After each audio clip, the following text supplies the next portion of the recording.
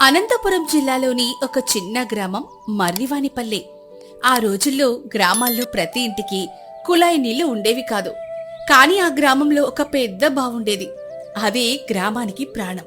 తాగునీరు, వంటనీరు, పశువుల కోసం అలా అన్ని వివిధ అవసరాలన్నీ ఆ బావిపైనే ఆధారపడేవి. కాని ఆ బావి ఎక్కడో ఊరి చివర ఉండేది.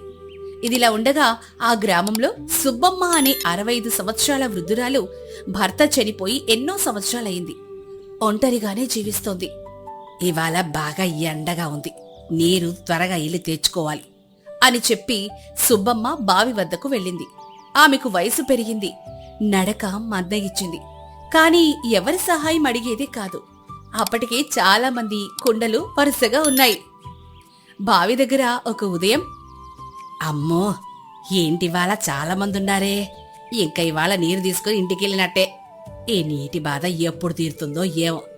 ఇంకా ఏం చేస్తాం, కొండల్ని కింద పెట్టడమే.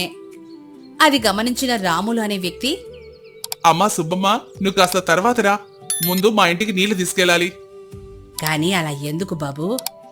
తెలియందేముంది సుబ్బమ్మ, మీ ఇల్లు ఈ బావికి దగ్గరే గాని మేము మాత్రం చాలా దూరం నుంచి వస్తున్నాం. అది నిజమే, కాని ఏమనుకోకు బాబూ, ఇవాళ ఎండ చాలా ఎక్కువగా ఉంది. ముసలి వయసు, ఈ ఎండలో ఎక్కువసేపు నిలుచోలేను. కాసిన్ని నీళ్ళు ఈ కొండలో పోస్తే నీకు పుణ్యం ఉంటుంది.